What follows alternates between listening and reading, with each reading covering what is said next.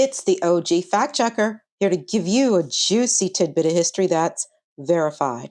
I'm always amazed at the stuff I dig up when I'm researching a subject for an episode. There are so many freedoms we take for granted, as though the rights and opportunities we currently enjoy were always there. But they weren't.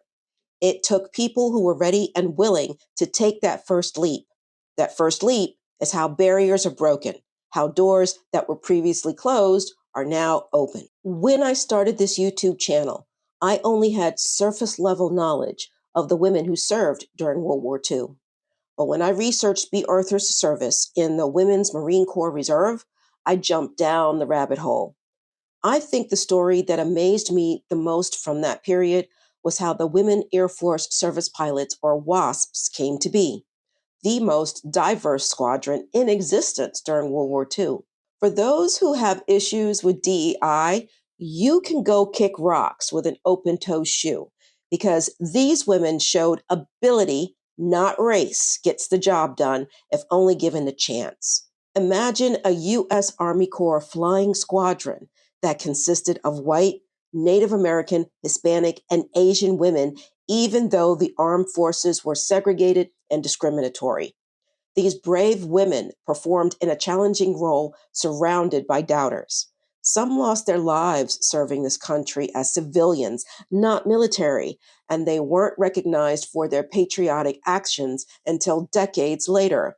White men may have brought in the noise, but these women definitely brought in the funk. I said in episode 27 on the Tuskegee women and WASPs that I would be covering some of the women I mentioned in a future OG Fact Checker post, and this is me keeping my promise. So, I'd like to introduce you to Hazel Ying Lee from Portland, Oregon, and Guy Mai Gui, who is also known by her American name, Maggie Guy, from Berkeley, California.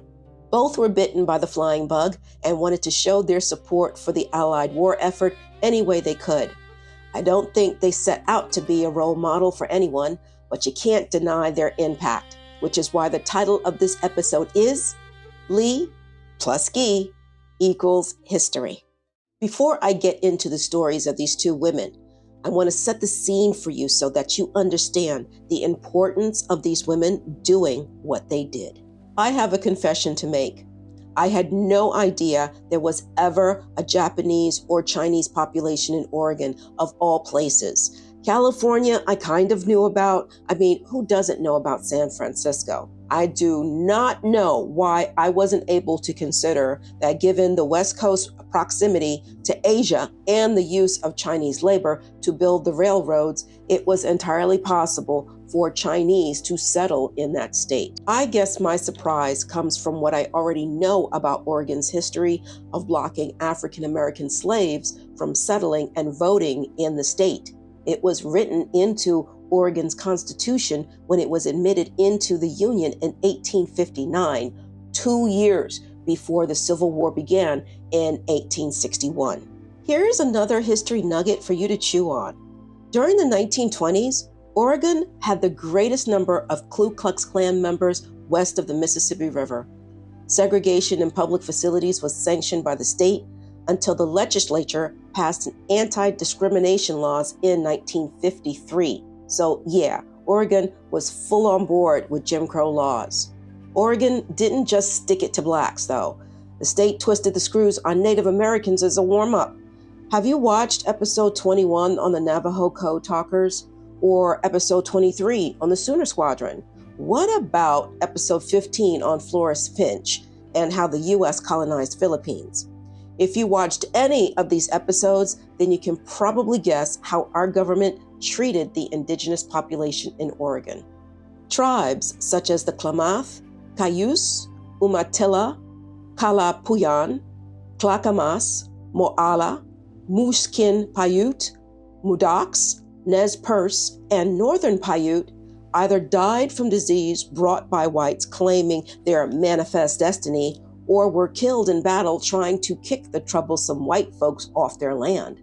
The state even passed a law that allowed them to break up tribes, take their land, and give it to white settlers. Of course, Protestant missionaries from the East swarmed all over Oregon, trying to convert and civilize the heathens. Willamette University, established in 1835 in Salem, was originally called the Indian Manual Training School, with the mission to convert the indigenous population. When the white men realized the indigenous tribes are like, your God ain't our God, the tribes found themselves pushed onto a reservation just like the 5 civilized tribes on the Trail of Tears back in 1830. As a matter of fact, that's what they called this expulsion, the Oregon Trail of Tears, because the same type of devastation occurred to this population. The first wave of Cantonese Chinese immigrants arrived in the Oregon Territory between 1850 and 1860, mostly from the Pearl River Delta region in the Guangdong province in China. They were single men with no families, just miners here to find gold and make money. Not to say these men just suddenly said, hey, I'm going to pick up and move to this new country thousands of miles away. No. China was going through some stuff. China was in debt because numerous trade and commerce treaties the country had with the U.S. and other countries like Britain were falling apart and squeezing the country financially. Plus, a series of floods coupled with drought and crop failures drove people out of China to find opportunities elsewhere. The first port of entry for the Chinese was California. When word was out about the discovery of gold in California in 1848, the Chinese were like, let me get a piece of that action. And they, specifically 20,000, bum-rushed California, entering through San Francisco. As you can imagine, their presence was not welcome, and there were clashes between whites and Chinese. Their presence was so hated that California started charging miners a tax, targeting the Chinese, and the violence against them increased. And if they were the victim of violence or saw violence perpetrated against someone, they weren't allowed to testify in court because the California Supreme Court decreed that Chinese, like blacks and Native Americans, weren't smart enough to testify.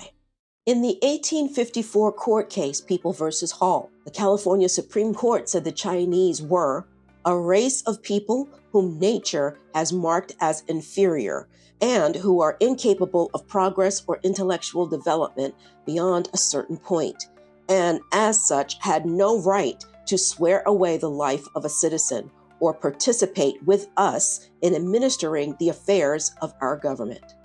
Come on, you can't be surprised by all of that. If you are, you haven't been watching my channel for very long. I think it's a safe bet that Chinese immigrants expanded north to Oregon and Washington to avoid the hostility and violence they faced in California. But mining ain't easy work. It's hit or miss, like shopping at TJ Maxx or Marshall's. They were constantly migrating within the territory to find the best spots to find a gold vein. And when that grew tiresome, they turned to other ways to make a living.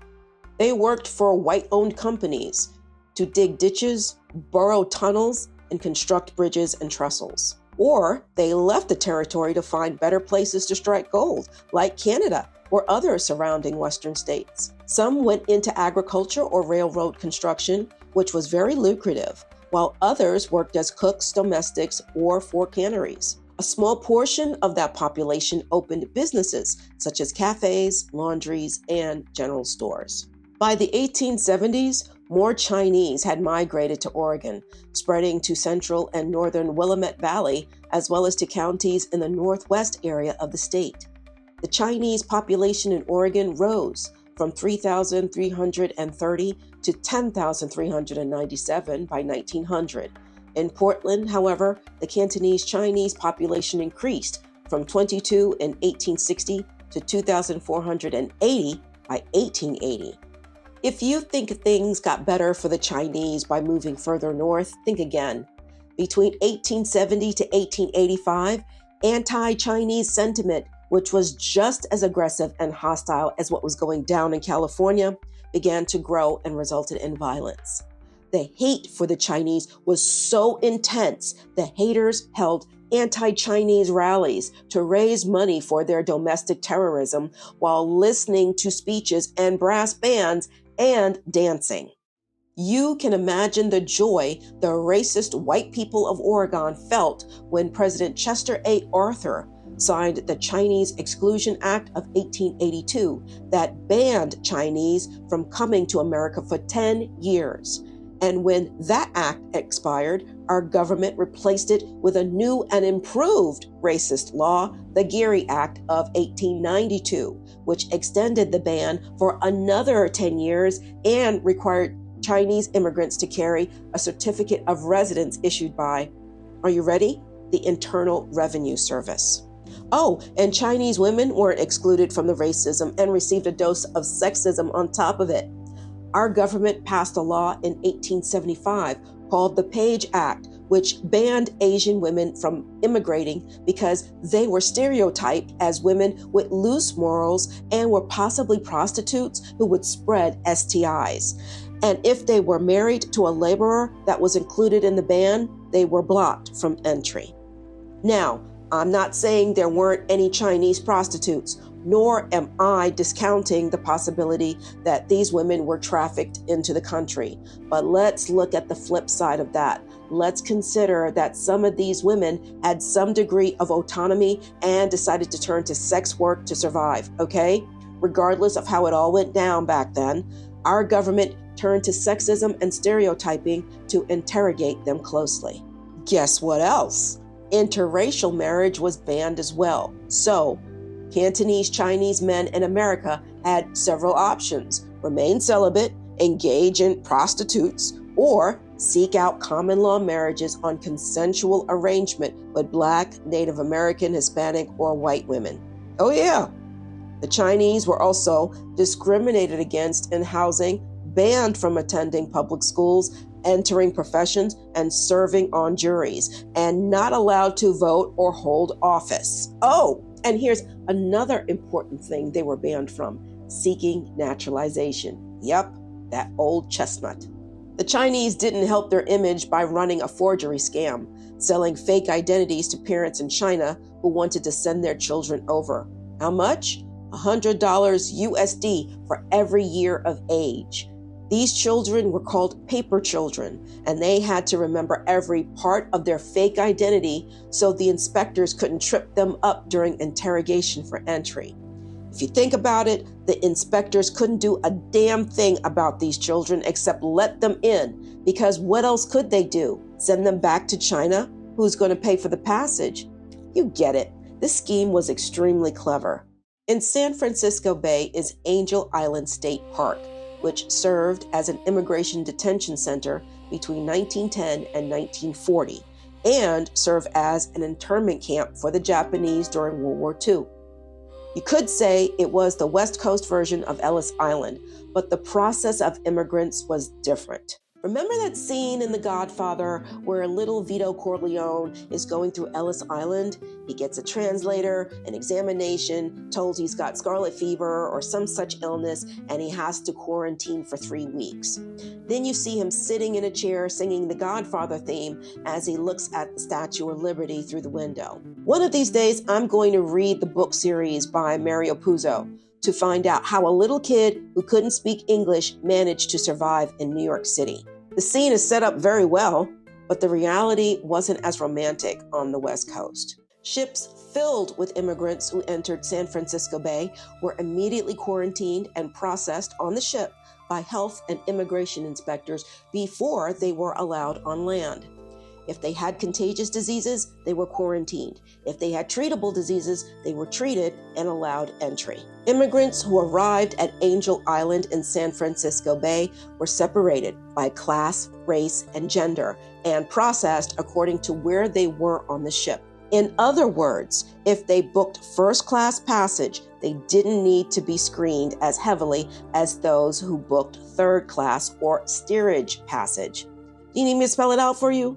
Those with money were good to go. Those who didn't have money, like women, children, and those with darker skin, well, here's what one inspector had to say about it.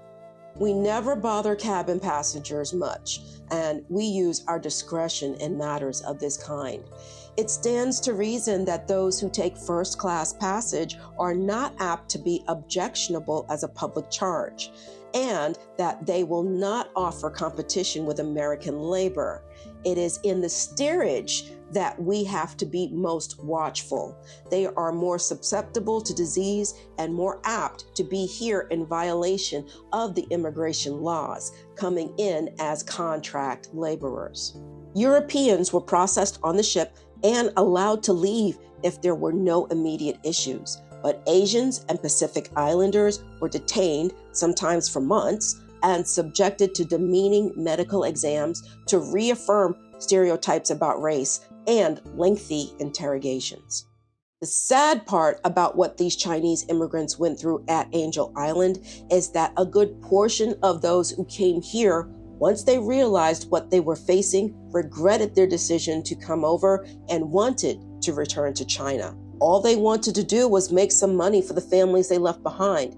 After all, this was supposed to be the land of milk and honey. The detention centers at Angel Island were turned into a museum, and the rooms are a snapshot of a time where despair and sadness were everywhere. Detainees carved poems in the walls. I used to admire the land of the flowery flag as a country of abundance. I immediately raised money and started my journey. For over a month, I have experienced enough winds and waves. Now, on an extended sojourn in jail, I am subject to the ordeals of prison life. I look up and see Oakland so close by. I wish to go back to my motherland to carry the farmer's hoe. Discontent fills my belly, and it is difficult for me to sleep. I just write these few lines to express what is on my mind. A good question to ask is, if these Chinese immigrants went through all this difficulty once they got here, why did they stay? Well, first off, the trip itself was horrible. Many got seasick or sick from diseases being spread. Next might be cost. Even for the well-to-do, buying another passage back home would take time, and for the poor, going back isn't an option. Let's not forget their purpose for making that arduous trip: opportunity and the chance for a better life. Whatever the reason they had for staying, this group of people who should have stayed united split into different factions, or rather classes. You had the business owners and the entrepreneurs who became rich, influential in the community, and politically connected. And then you had the working class, who were, of course, poor and struggling socially. On top of that, there was conflict within these factions based on where they were from in China and the dialect of language spoken. They started turf wars and secret societies. Plus, they brought the political turmoil in China into the US. And all the drama happening in San Francisco and other areas with Chinese immigrants was spilling into Portland. Between 1940 and 1960, all the exclusions set up were slowly being torn down, the result of World War II and the first wave of immigrants either dying off or returning to China. The population now consisted of Cantonese Chinese, as Chinese Americans who were culturally assimilated, have either been born, raised, and educated in America or immigrated legally or illegally in their youth. Their experiences and identification led them to successfully compete in both classrooms and job market. Now that you have the history and the background, let's get into the stories of Hazel Lee and Maggie Gee. Hazel Ying Lee was one of 8 children born on August 24th, 1912 to Yuet Lee and Hsu Lan Lee, who met and married in the United States. I didn't find anything specific about her childhood or growing up other than she had a typical American life filled with friends and sports. She was adventurous and athletic and was known to have a vibrant personality with a really good sense of humor. You already know that anti-Chinese sentiment and discriminatory laws made daily living a challenge, but despite this, she was no different from any other American. She attended and graduated from Commerce High School and afterwards went to work as an elevator operator at a downtown department store. When she was 19, She visited an airstrip with friends and was bitten by the flying bug. She started saving her money for flight lessons, supported by the Portland Chinese Benevolent Society, and in October 1932, she became one of the first Chinese women to earn a pilot's license. Let's bounce over to China for a little bit. Before World War II hit Europe, there were what I would call military actions that gave a hint of what was to come. One of those actions was when Japan invaded and took over Manchuria in 1931 and continued that occupation during World War II. Just as a side note, a good movie to watch about Japan's occupation and how China transitioned into the 20th century is The Last Emperor, starring John Lone and Peter O'Toole and directed by Bernardo Bertolucci. Excellent movie. Anyway, China called on its citizens, which included American-born descendants, to come back home to be pilots, and many Chinese Americans answered the call to fly. Lee was one of them, along with the man who would become her husband, Clifford Yin Chung Louis. Lee flew commercial aircrafts while Chung Louis flew for the Chinese Air Force. Unfortunately, Lee was eventually relegated to a desk job in Gwangju by the time Japan bombed that city in 1937.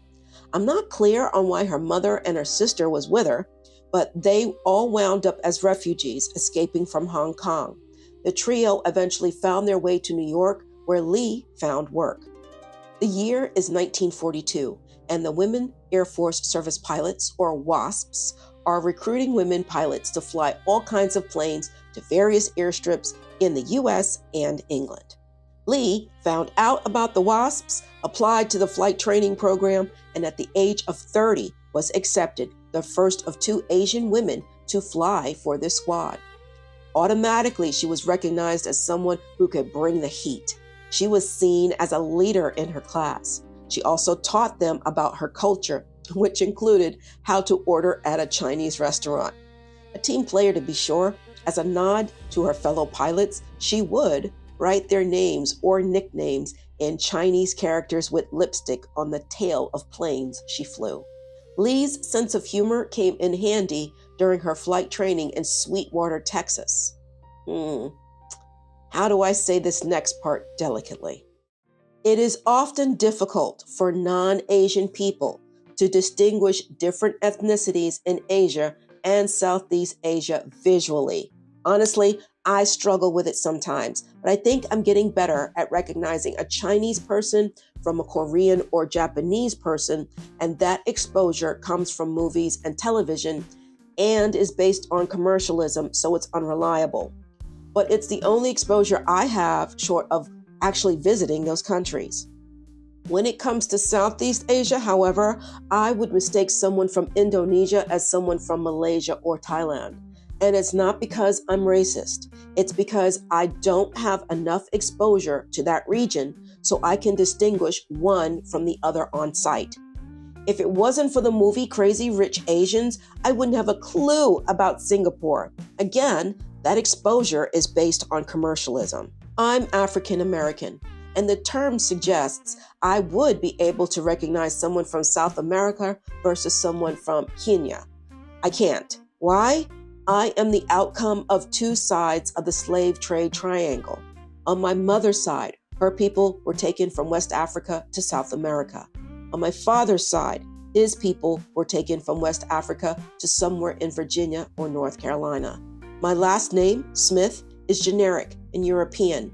It's a name slaves picked when they didn't want their slave master's name or when they wanted to disappear into the crowd. Without DNA testing, I wouldn't have a clue whether I came from Sierra Leone or Ghana. I am a mongrel, a mutt.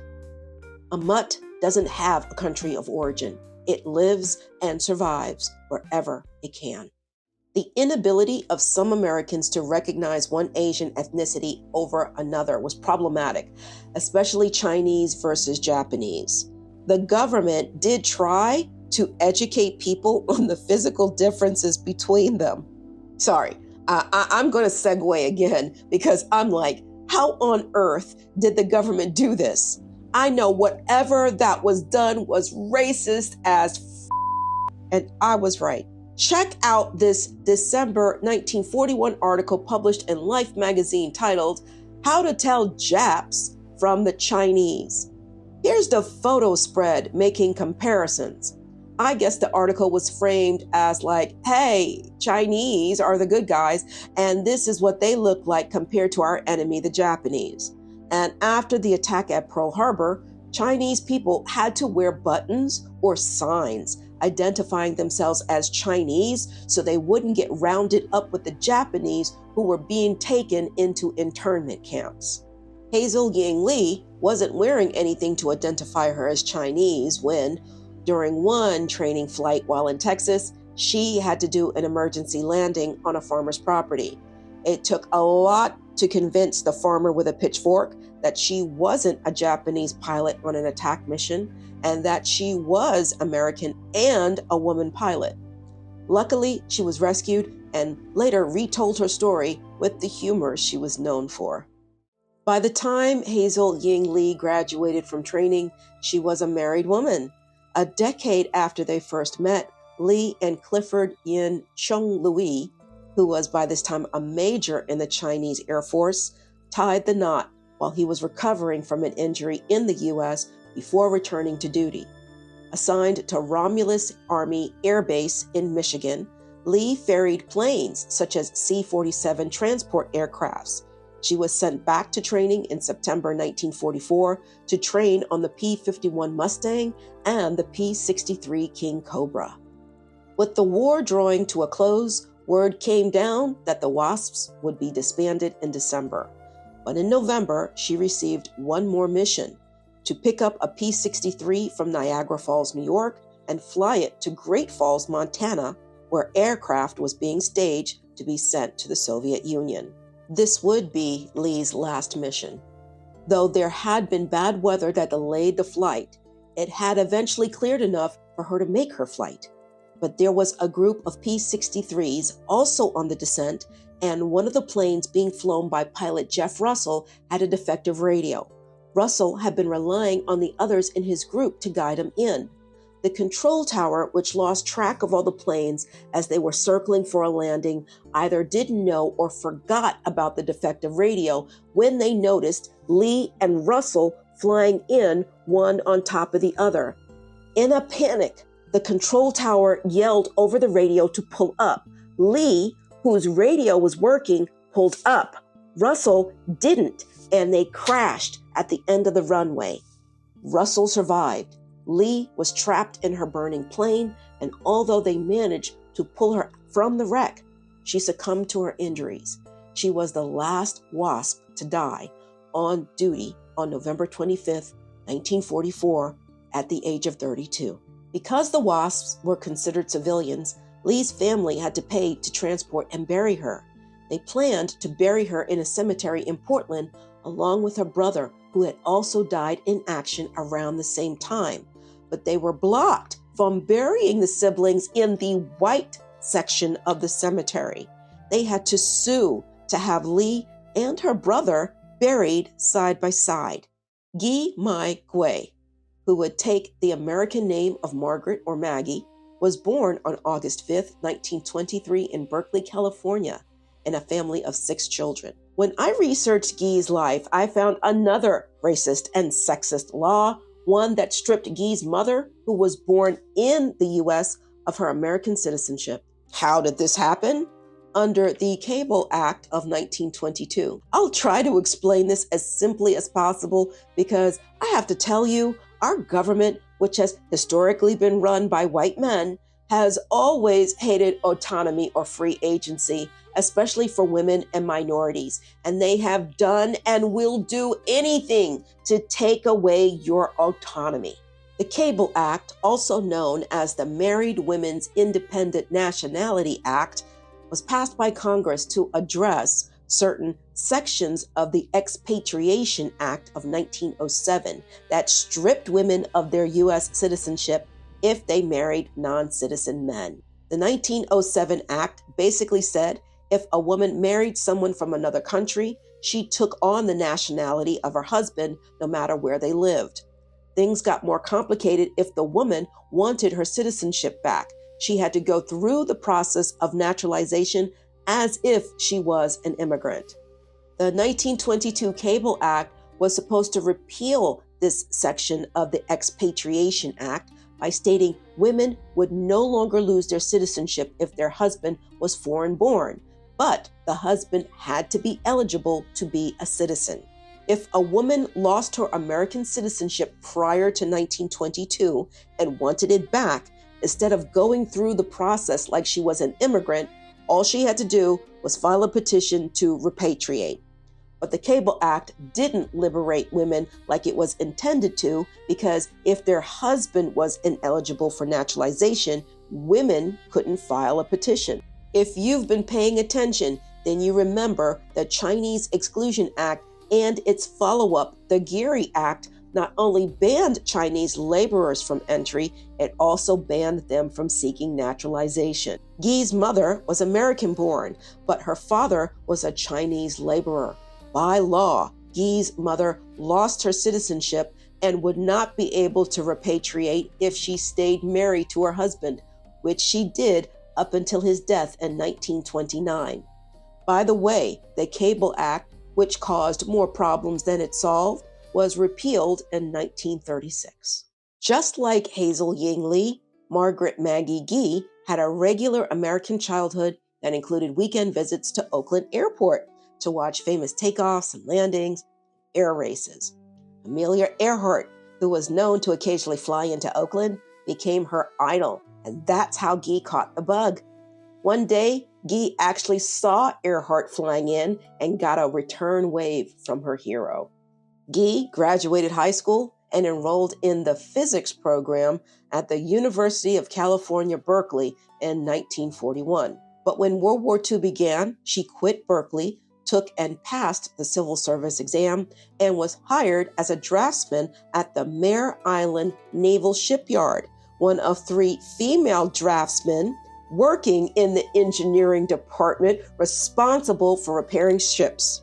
She was following her mother's example of civil service, working as a real Rosie the Riveter welder in Richmond, California. When she heard about the WASPs, she used what money she had for flight lessons and got her pilot's license in Nevada. Then she applied to the WASPs, was accepted, and completed her training in Sweetwater, Texas in 1944. To answer your question, no, she and Hazel Ying Lee never met. Guy was a WASP instrument instructor. She took male military pilots up for qualifying flights and rated them. She also co-piloted B-17 bombers through mock dogfights to train bomber gunners. When the WASPs were disbanded in December 1944, Guy returned to Berkeley to finish her studies to become a physicist, hired to work at Lawrence Livermore National Laboratory, an organization that was established in 1952 in the early days of the Cold War to meet urgent national security needs by advancing nuclear weapons, science, and technology. So not only did she break barriers for women and Asian women as a pilot, she also broke barriers in a STEM field, working in nuclear and magnetic fusion programs. While working at LLNL, she met her life partner of nearly 50 years, Warren Heckrott. In 2010, she, along with close to 200 other surviving WASPs, received the Congressional Gold Medal. Guy received a second one posthumously as a Chinese American veteran of World War II.